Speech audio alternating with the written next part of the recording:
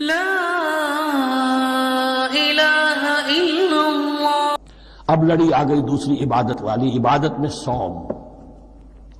جہاں تک نماز کا ذکر ہے تو وہ تو مکی صورتوں میں اس کا بے تحاشا مرتبہ ذکر موجود ہے، لیکن یہاں جو ہے معاملہ صوم، اس سے پہلے مکی دور میں صوم کا کہیں کوئی تذکرہ ہی نہیں، نہ عربوں میں اس کا رواج تھا۔ یہ لفظ بھی عربی زبان میں تھا گھوڑوں کے لیے، گھوڑے روزہ رکھتے تھے۔ رکھتے کیا تھے بیچارے؟ انہیں رکھوایا جاتا تھا، کیونکہ عربوں کا جو معاملہ تھا وہ لوٹ مار، غارت گری، اور اس کے لیے انہیں چاہیے تیز رفتار سواری، جاؤ حملہ کرو، لوٹو مارو اور بھاگو۔ اونٹ جو ان کی فضا اور ان کے ماحول کے لیے مناسب تھا وہ زیادہ تیز دوڑ نہیں سکتا، اپنی اس ضرورت کے لیے گھوڑا چاہیے تھا۔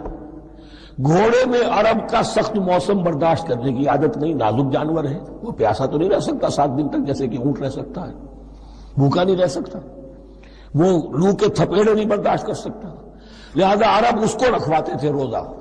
کھانا پینا بند کیا اور اس کے جو ہے منہ کر کے کھڑے ہو گئے جب گرم تیز ہوا چل رہی ہے، خود تو اپنے آپ کو لپیٹ لیا اپنے گھتنے میں، گھترا کہلاتا ہے وہ جو بھی کپڑا اوپر ہوتا ہے، اور وہ اس گھوڑے کو جو ہے وہ ساری آگ اس پر برس رہی ہے تاکہ اس میں عادت پیدا ہو جائے جھیلنے کی، برداشت کرنے کی۔ تو جنگ کے موقع پر کہیں یہ دغا نہ دے جائے، اگر یہ ہمت ہار گیا تو اس کا تو کیا کیا جائے گا، تو اصل میں سوار ہے جو مارا گیا۔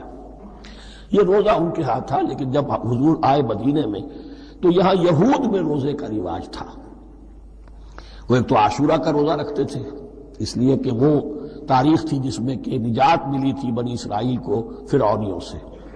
تو اس طریقے سے حضور نے پھر ابتداءً مہینے میں ہر مہینے میں 3 روزے رکھنے کا حکم دیا۔ یہ ہے ابتدائی حکم جو حضور نے دیا، قرآن میں ابھی نہیں آیا تھا۔ جیسے تحویل قبلہ کے معاملے میں بھی قرآن نے کہا کہ ہم نے تمہیں اس قبلے پر رکھا تھا، لیکن اس کا کوئی حکم جو ہے قرآن میں جلی نہیں ہے۔ یہ ہو سکتا ہے کہ وہ حکم بھی حضور کو اللہ ہی نے دیا ہو، وحی خفی کے ذریعے سے۔ پہلے یہ کہ ہر مہینے میں 3 روزے۔ اب ظاہر بات ہے کہ مہینے جو ہیں وہ سخت گرم بھی ہو سکتے ہیں۔ اب اگر 30 کے 30 روزے ایک ہی مہینے میں فرض کر دیے گئے ہوتے اور وہ ہوتے جون جولائی کے تو جان نکل جاتی۔ بہترین تدبیر یہ کی گئی ہر مہینے میں، اور یہ موسم سارے آ رہے ہیں اس میں۔ پھر کچھ عرصے کے بعد یہ رمضان کا روزہ فرض کیا گیا۔ پہلا جو روزہ تھا 3 دن کا، اس میں یہ بھی تھی اجازت کہ جو اگر مسافر نہیں ہے، بیمار بھی نہیں ہے، طاقت رکھتا ہے روزہ رکھنے کی، پھر بھی روزہ نہ رکھے تو اس کا فدیہ یہ ہے کہ 1 مسکین کو کھانا کھلائے۔ علی الاطلاق تھا یہ۔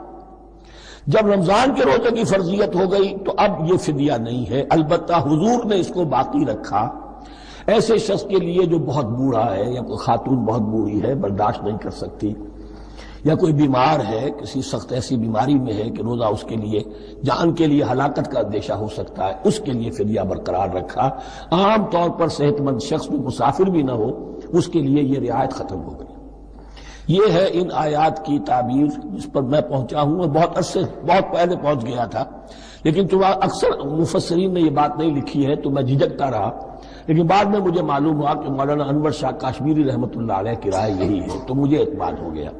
اور پھر مجھے اس کا ذکر جو ہے یہ تفسیر کبیر میں امام راضی کے ہاں بھی مل گیا کہ متقدمین کے ہاں یہ رائے موجود تھی کہ پہلی 2 آیتیں جو ہیں اس روزے سے متعلق یہ رمضان کے روزے سے متعلق نہیں ہیں، بلکہ وہ 3 ہر مہینے کی 13، 14 اور 15 ایام 20 کے روزے حضور نے بعد بھی رکھے ہیں نفلاً، لیکن شروع میں یہ 3 روزے رکھنے کا حکم دیا گیا تھا۔ پہلی 2 آیتیں اس 6 آیتوں پر مشتمل رکوع، اور یہ ایک عجیب مقام ہے۔ قرآن مجید کے احکام بہت دفعہ ہے، نماز کے احکام قرآن میں بہت دفعہ ہیں، کہیں وضو کا ہے، کہیں تیمم کا ہے، کہیں اور نماز خوف کا ہے، مختلف جگہوں پر، لیکن صوم کی عبادت پر یہ 6 آیات کامل ہیں، مکمل ہیں، اس کی حکمت، اس کی غرض و غایت، اس کے احکام سب کے سب اس میں آ گئے۔ اب پہلی 2 آیتیں کون سی ہیں؟ یا ایھا الذین آمنوا کتب علیکم الصیام کما کتب علی الذین من قبلکم لعلکم تتقون۔ اے ایمان والو، تم پر بھی فرض کیا گیا روزہ رکھنا، جیسے کہ فرض کیا گیا تھا تم سے پہلوں پر، تاکہ تمہارے اندر تقویٰ پیدا ہو جائے۔ وہ جنگ کے لیے کرواتے تھے گھوڑوں کو تیار، تمہیں تقوی کے لیے اپنے آپ کو تیار کرنا ہے، بھوک کو قابو میں رکھ سکو، شہوت کو قابو میں رکھ سکو، پیاس کو برداشت کر سکو۔ اللہ کی راہ میں جنگ کے لیے تمہیں نکلنا ہوگا، اس میں بھوک بھی آئے گی، پیاس بھی آئے گی، اپنے آپ کو تیار کرو جہاد کے لیے۔ اور یہ بات واضح ہو جائے گی، اگلے رکوع سے قتال کی بحث شروع ہو جائے گی۔ روزے کی یہ گفتگو ہو رہی ہے تمہیداً قتال کے لیے، جیسے گھوڑوں کو تیار کیا جاتا تھا، صوم رکھوایا جاتا تھا قتال کے لیے۔ ایام معدودات، گنتی کے چند دن ہیں، یہ گویا کہ ثبوت ہے اس کا کہ یہ 2-3 دن سے زیادہ، معدود جو ہے وہ عربی زبان میں 9 سے زیادہ نہیں ہو سکتا۔ معدودہ جب آئے گا، ایام معدودات، یہ جمع جو ہے جمع قلت کہلاتی ہے۔ معدودات، معدودہ بڑی سے بڑی رقم ہو سکتی ہے، لیکن معدودات جمع قلت ہے۔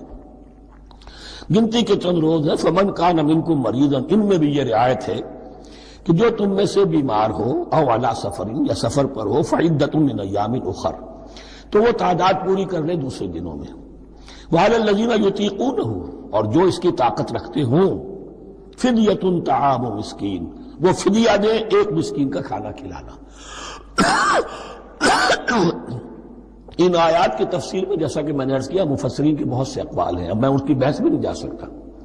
جو میں نے اپنے مطالعے کے بعد رائے قائم کی ہے، میں صرف وہی بیان کر رہا ہوں کہ اس وقت، اور یہ امام راضی کے الفاظ ہیں، کہ یہ فرضیت الگ تعیین نہیں تھی بلکہ الگ تخییر تھی۔ فرض تو ہے روزہ، لیکن اس کا بدل بھی دیا جا رہا ہے، اگر تم نہیں رکھنا چاہتے تو تم ایک مسکین کو کھانا کھلا دو۔ تو گویا کہ تدریجاً انہیں لانا تھا، کیونکہ اس بات کے وہ پہلے سے عادی نہیں تھے۔ فمن تطوع خیرا فهو خیر اللہ، اور جو اپنی جی سے، اپنی مرضی سے خیر کرنا چاہے تو اس کے لیے خیر ہے، روزہ بھی رکھے اور مسکین کو کھانا بھی کھلائے، دونوں کام کرے، تو اس میں کوئی رکاوٹ تو نہیں، اس کے لیے بہتر ہوگا۔ وَأَن تَصُومُوا، اور دیکھو اگر روزہ رکھو، خیر لکم ان کنتم تعلمون، یہ تمہارے لیے بہتر ہے اگر تم جانو۔ اب یہاں بھی ایک طرح کی رعایت کا انداز ہے۔ یہ 2 آیتیں ہیں میرے نزدیک وہ پہلا حکم جو دیا گیا، اور جو تھا اصل میں جس کے تحت کہ حضور صلی اللہ علیہ وسلم نے، میں شاید مغالطے میں یہ کہہ بیٹھا ہوں کہ قرآن مجید میں نہیں آیا، حضور نے خود کیا ہے، ان آیات سے در حقیقت حضور نے ہر مہینے میں 3 دن کے روزے، جو یا تو یہ کہ ان آیتوں کے بعد، اور یا یہ کہ حضور نے اپنے طور پر کر دیے تھے، ان آیات نے اس کی توثیق کر دی۔ اب آ رہی ہیں 2 آیتیں جو خاص رمضان کے روزے سے متعلق ہیں، حکمت اور غرض و غایت۔ پھر ایک آیت طویل آئے گی، احکام، اور پھر ایک آیت آئے گی لٹمس ٹیسٹ۔ یہ 6 آیتیں۔ شہر رمضان الذی انزل فیہ القرآن، رمضان کا مہینہ وہ ہے جس میں قرآن نازل کیا گیا۔ ھدی للناس وبینات من الھدی والفرقان، لوگوں کے لیے ہدایت، اور ہدایت کی بھی روشن بینات باتیں، والفرقان، اور حق و باطل میں فرق کر دینے والی چیز۔ فمن شہد منکم الشہر، تو جو کوئی بھی پائے اس مہینے کو، یا جو شخص بھی مقیم ہو اس مہینے میں، مسافر نہ ہو، فلیصم، اس پر لازم ہے کہ روزہ رکھے۔ اب وہ وجوب علی التخییر ختم ہو گیا، اب وجوب علی التعیین، اب یہ لازم ہے، یہ رکھنا ہے۔ ایک رعایت باقی رکھی، ومن کان مریضا او علی سفر فعدۃ من ایام اخر، جو بیمار ہے یا یہ کہ سفر پر ہے، وہ تعداد پوری کر لے دوسرے دنوں میں۔ یرید اللہ بکم اليسر ولا یرید بکم العسر، اللہ تمہارے ساتھ آسانی چاہتا ہے، سختی نہیں چاہتا۔ یہ لوگ اپنے اوپر سختیاں جھیلتے ہیں، شدید جو ہے سفر کے اندر بھی روزہ رکھے ہوئے، حالانکہ یہاں اجازت دی ہوئی ہے۔ یہ بلکہ حضور نے ایک مرتبہ ایک سفر میں کافی سرزنش کی، کچھ ایک جہاد اور قتال پہ نکلے تھے، کہ کچھ لوگوں نے اس سفر میں بھی روزہ رکھ لیا۔ نتیجہ یہ ہوا کہ سفر کے بعد جہاں منزل میں اب جا کر خیمے لگانے تھے، وہ نڈھال ہو کر گر گئے۔ جن لوگوں کا روزہ نہیں تھا انہوں نے پھر وہ خیمے لگائے، منزل کا کام کیا۔ تو حضور نے فرمایا کہ لیس من البر الصیام فی السفر، روزے رمضان، اس میں سفر میں روزہ رکھنا کوئی نیکی کا کام نہیں ہے۔ لیکن ہمارا تصور اور ہے، 105 بخار چڑھا ہوا ہے، روزہ نہیں چھوڑوں گا میں، روزہ تو میں نے رکھا ہوا ہے، یا روزہ تو میں نہیں چھوڑوں گا۔ حالانکہ جہاں رعایت اللہ کی ہے، اس رعایت سے فائدہ نہ اٹھانا ایک طرح کا کفران نعمت ہے۔ وَلِتُكْمِلُوا الْعِدَّةَ، لیکن تمہیں عدت اور تعداد اب پوری کرنی ہوگی۔ وہ جو تھی ایک رعایت کہ فدیہ دے کر فارغ ہو جاؤ، وہ نہیں ہے۔ وَلِتُكَبِّرُوا اللَّهَ عَلَىٰ مَا هَدَاكُمْ، اور تاکہ تم تکبیر کرو اللہ کی اس پر کہ جو اس نے ہدایت تمہیں عطا فرمائی، وَلَعَلَّكُمْ تَشْكُرُونَ، اور تاکہ تم شکر کر سکو اس نعمت عظمیٰ کا جو قرآن حکیم کی شکل میں تمہیں دی گئی ہے۔ اس موضوع پر میرا کتابچہ عظمت صوم اور عظمت صیام و قیام قرآن، اس میں یہ سارے مضامین تفصیل سے آئے ہیں، کیا حکمت ہے، کیا غرض و غایت ہے، کیا مقصد ہے، اور آخری منزل کیا ہے، وَإِذَا سَأَلَكَ عِبَادِي عَنِّي فَإِنِّي قَرِيبٌ۔ مطلوب تو یہ ہے کہ تمہارا جو یہ جسم حیوانی ہے یہ کچھ کمزور پڑے، روح ربانی جو تم میں پھونکی گئی ہے اسے تقویت حاصل ہو۔ دن میں روزہ رکھو، اس حیوانی وجود کو ذرا کمزور کرو، دباؤ اس کے تقاضوں کو، رات کو کھڑے ہو جاؤ، اللہ کا کلام سنو اور پڑھو تاکہ تمہاری روح کی آبیاری ہو، اس پر حیات، آب حیات کا ترشح ہو۔ نتیجہ کیا نکلے گا؟ تمہارے اپنے اندر سے ایک پیاس ابھرے گی، وَإِذَا سَأَلَكَ عِبَادِي عَنِّي فَإِنِّي قَرِيبٌ، تقرب الی اللہ کا جذبہ پیدا ہوگا۔ تو اے نبی، جب میرے بندے، ایسے بندے آپ سے میرے بارے میں سوال کریں، ان کو بتا دیجئے میں قریب ہوں، دور نہیں۔ یہ حقوق انسانی کا میرے نزدیک دنیا میں سب سے بڑا میگنا کارٹا ہے۔ اللہ اور بندے کے درمیان کوئی فصل نہیں ہے، فصل اگر ہے تو تمہاری اپنی خباثت ہے۔ اگر تمہاری نیت میں فساد ہے، حرام خوری تو کرنی ہی کرنی ہے، تو اب کس منہ سے اللہ سے دعا کرو گے؟ پھر جاؤ گے کسی پیر کے پاس، آپ دعا کر دیجئے، یہ نذرانہ حاضر ہے؟ یہ طریقہ کیا ہے؟ انسان کا نفس حائل ہے اور کوئی نہیں، ورنہ ہم تو مائل بے کرم ہیں، کوئی سائل ہی نہیں، راہ دکھنا ہے کسی رہنمی منزل ہی نہیں، کوئی پوپ نہیں، کوئی پنڈت نہیں، کوئی پادری نہیں، کوئی پیر نہیں، کوئی نہیں، جب چاہو اللہ سے ہم کلام ہو جاؤ۔ اس سے بڑا حق کیوں خالق و مخلوق میں حائل رہے پردے، پیران کلیسا کو کلیسا سے اٹھا دو، میرا ہر بندہ جب چاہے جہاں چاہے مجھ سے ہم کلام ہو جائے۔ ہاں شرط ہے اس کی، وہ شرط آگے آ رہی ہے، اجیب دعوت الداعی اذا دعان، میں تو ہر پکارنے والے کی پکار سنتا ہوں، اور سنتا نہیں جواب دیتا ہوں، اور صرف جواب نہیں دیتا قبول کرتا ہوں۔ اجابت میں یہ تینوں چیزیں موجود ہیں، اور اذا دعان، جہاں مجھے پکارے جب پکارے، دیر اینڈ دین میں موجود ہوں۔ لیکن شرط کیا ہے؟ فَلْيَسْتَجِيبُوا لِي، انہیں بھی تو میرا کہنا ماننا چاہیے، یہ یک طرفہ بات نہیں ہوگی۔ فَاذْكُرُونِي أَذْكُرْكُمْ، تم مجھے یاد رکھو گے تو میں تمہیں یاد رکھوں گا، یہ دو طرفہ معاملہ ہے۔ تم شکر کرو گے میں تمہاری قدردانی کروں گا، تم میری طرف چل کر آؤ گے میں بھاگ کر آؤں گا، تم بارش بڑھاؤ گے میں ہاتھ بڑھاؤں گا، لیکن تم رخ موڑ لو گے ہم بھی رخ موڑ لیں گے۔ ہماری تو غرض نہیں ہے، غرض ہے تو تمہاری، تم رجوع کرو گے ہم بھی رجوع کر لیں گے، تم توبہ کرو گے ہم اپنی نظر کرم پھر تمہاری طرف متوجہ کر لیں گے۔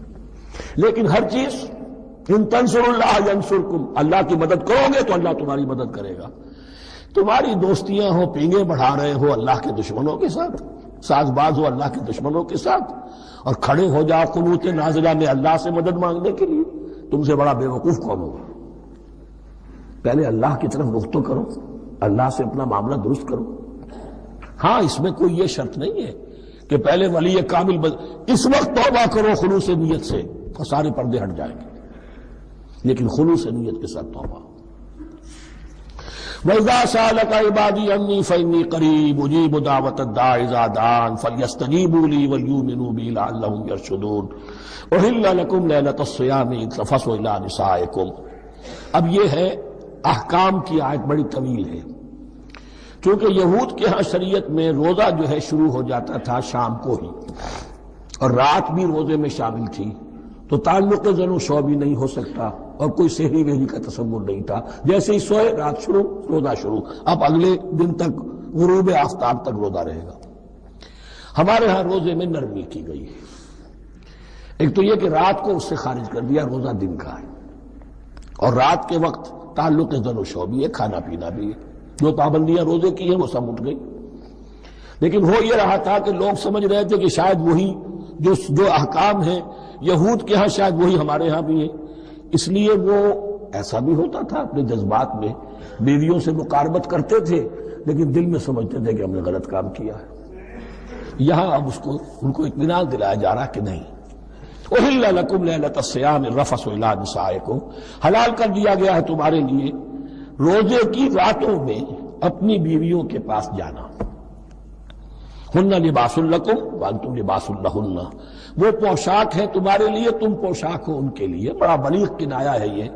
جیسے لباس میں اور جسم میں کوئی پردہ نہیں ہے، لباس ہی تو پردہ ہے نا، لباس میں اور جسم میں تو کوئی پردہ نہیں، ایسے ہی بیوی میں اور شوہر میں کوئی پردہ نہیں. ہن لباس لکم وانتم لباس لہن. ویسے بھی انسان کے اخلاق کی حفاظت کرنے والی، مرد کے اخلاق کی حفاظت کرنے والی بیوی ہے، بیوی کے اخلاق کی حفاظت کرنے والا مرد ہے.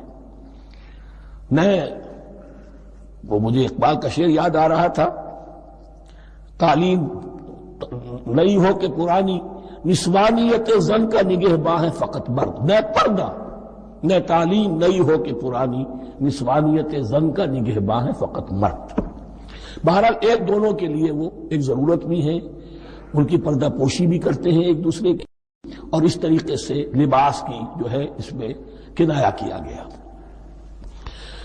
علم اللہ انکم کنتم تختانون انفسکم، اللہ کے علم میں ہے کہ تم اپنے آپ کے ساتھ خیانت کر رہے تھے، ایک کام کر رہے تھے جو گناہ نہیں ہے لیکن تم سمجھتے تھے گناہ ہے، تو اپنے آپ سے خیانت ہو گئی کہ نہیں؟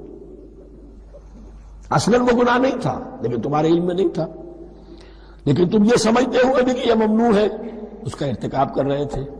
علم اللہ انکم کنتم تختانون انفسکم فتاب علیکم، تو اللہ نے تم پر نظر رحمت فرمائی، وعفا عنکم، اور بخش دیا، معاف کر دیا. جو بھی خطائیں ہو گئی ہیں وہ سب کے سب معاف سمجھو.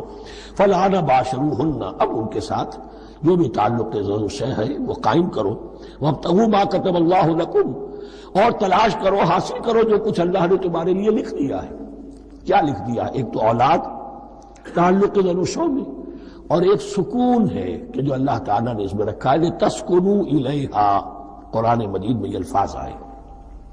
ایک تسکین ہے، سکون ہے، اعصاب کا تناؤ جو ہے وہ اس کے بعد جو ہے اس کے اندر ایک سکون کی کیفیت پیدا ہو جاتی ہے. اور یہی اس میں حکمت ہے کہ حضور اپنے ہر سفر میں ہم ایک زوجہ محترمہ کو ضرور ساتھ رکھتے تھے. اس لیے کہ قائد کو، سپہ سالار کو کسی وقت بڑی ایسی یعنی پریشان کن صورتحال میں فیصلے کرنے پڑتے ہیں، جذبات پر دباؤ ہوتا ہے اور اعصاب پر دباؤ ہوتا ہے، تو ساتھ اگر کوئی اہلیہ بھی موجود ہو تو اس میں، اور اس کے بہترین مواقع سیرت میں آئے ہیں، وہ پھر کسی وقت میں بیان کروں گا. وابتغوا ما كتب الله لكم وكلوا واشربوا حتى يتبين لكم الخيط الابيض من الخيط الاسود من الفجر، اور کھاؤ اور پیو یہاں تک کہ واضح ہو جائے تمہارے لیے سفید دھاری فجر کی سیاہ دھاری سے. یعنی یہ پاؤں پھٹنے کے لیے استعارہ ہے کہ جب سفیدہ نمایاں ہوتا ہے ایک لکیر کی طرح، پاؤں پھٹ گئی، اس وقت تک کھانے پینے کی چھوٹ ہے. سحری جو ہے آپ کر سکتے ہیں، بلکہ کلو واشربو، کھاؤ اور پیو. اور اس کی حدیث میں تاکید آئی ہے، اور یہ بھی فرمایا ہمارے اور یہود کے روزے کے مابین سحری جو ہے وہ فرق ہے. تسحروا فإن فی السحور برکہ، سحری ضرور کیا کرو اس لیے کہ سحری میں برکت ہے. ثم اتموا الصیام الی اللیل، پھر رات تک روزے کو پورا کرو. اب رات تک میں اکثر فقہا کے نزدیک غروب آفتاب مراد ہے. اہل تشیع اس سے ذرا آگے جاتے ہیں کہ رات کا لفظ آیا ہے تو ذرا اور غروب آفتاب پر چند منٹ گزر جائے، لیکن ہمارے اہل سنت کے ہاں غروب آفتاب جو ہے وہی گویا کہ یہ اس کی غایت ہے. وَلَا تُبَاشِرُوهُنَّ وَأَنْتُمْ عَاكِفُونَ فِي الْمَسَاجِدِ، لیکن یہ رعایت جو تمہیں دی جا رہی ہے اس میں ایک استثناء ہے. جب تم معتکف ہو مسجدوں میں تو پھر اپنی بیویوں سے کوئی تعلق قائم نہ کرو. وَلَا تُبَاشِرُوهُنَّ، مت ان سے مباشرت کرو. وَأَنْتُمْ عَاكِفُونَ فِي الْمَسَاجِدِ، جبکہ تم مسجدوں میں اعتکاف میں ہو، آخری عشرے میں جو اعتکاف ہوتا ہے. تِلْكَ حُدُودُ اللَّهِ فَلَا تَقْرَبُوهَا، یہ اللہ کی حدود ہے، ان کے قریب مت جاؤ. بعض جگہ پر آتا ہے فَلَا تَعْتَدُوهَا، ان حدود کو عبور نہ کرو، ان سے تجاوز نہ کرو. تو حرام تو یہی شے ہوگی کہ حدود سے تجاوز کیا جائے، لیکن احتیاط اس میں ہے to keep at a safe distance, ذرا دور رہو، آخری حد تک چلے جاؤ گے تو اندیشہ ہے کہ کہیں اس حد کو کراس نہ کر جاؤ۔ فلا تقربوها، اللہ کے حدود سے ذرا ایک سیف ڈسٹینس کے اوپر رہنا ضروری ہے۔ کذالک یبین اللہ آیاتہ للناس، اسی طرح اللہ تعالیٰ واضح کرتا ہے اپنی نشانیاں لوگوں کے لیے، لعلہم یتقون، تاکہ وہ تقوی کی روش اختیار کر سکے، بچ سکے۔ اب وہ لٹمس ٹیسٹ والی آیت آ گئی، تقوی کا ٹیسٹ کیا ہے؟ روزہ اس لیے فرض کیا کہ تقوی پیدا ہو جائے، یہ سارے احکام تمہیں دیے جا رہے ہیں تاکہ تمہیں تقوی پیدا ہو جائے۔ ٹیسٹ کیا ہے؟ تقوی کا لٹمس ٹیسٹ عقل حلال، یہ نہیں ہے کوئی نیکی نہیں۔ وَلَا تَأْكُلُوا أَمْوَالَكُمْ بَيْنَكُمْ بِالْبَاطِلِ، اپنے مال آپس میں باطل طریقوں سے ہڑپ نہ کرو۔ وَتُدْلُوا بِهَا إِلَى الْحُكَّامِ، اور اپنے مال کو ذریعہ نہ بناؤ حکام تک پہنچنے کا۔ لِتَأْكُلُوا فَرِيقًا مِنْ أَمْوَالِ النَّاسِ بِالْإِثْمِ، تاکہ تم لوگوں کے مال کو ہڑپ کر سکو گناہ کے ساتھ، وَأَنْتُمْ تَعْلَمُونَ، اور تم اس کو جانتے بوجھتے کر رہے ہو۔ جو شخص اس معیار سے تو اس سے باز آ گیا وہ ہے متقی۔ یہ لسٹ پر ٹیسٹ ہے، ورنہ نمازوں کی تعداد، روزوں کی تعداد اور حرام کھانا تو تقویٰ نہیں۔ یہ میں حیران ہوتا ہوں کہ اب اس پر کبھی غور نہیں کیا ہے لوگوں نے کہ یہ آیت کہاں سے آ گئی درمیان میں۔ روزے کے احکام اور اس کے بعد قتال کے احکام بھی شروع ہوں گے، حج کے احکام شروع ہوں گے، یہ بیچ میں آیت۔ واقعہ یہ ہے کہ جیسے روزے کی حکمت کا نقطہ عروج کیا ہے، وَإِذَا سَأَلَكَ عِبَادِي عَنِّي فَإِنِّي قَرِيبٌ، روح انسانی میں ایک طلب پیدا ہو جائے تقرب اللہ کی۔ اسی طرح احکام صوم میں جو کلائمیکس ہے وہ یہ ہے، وَلَا تَأْكُلُوا أَمْوَالَكُمْ بَيْنَكُمْ بِالْبَاطِلِ وَتُدْلُوا بِهَا إِلَى الْحُكَّامِ لِتَأْكُلُوا فَرِيقًا مِنْ أَمْوَالِ النَّاسِ بِالْإِثْمِ وَأَنْتُمْ تَعْلَمُونَ۔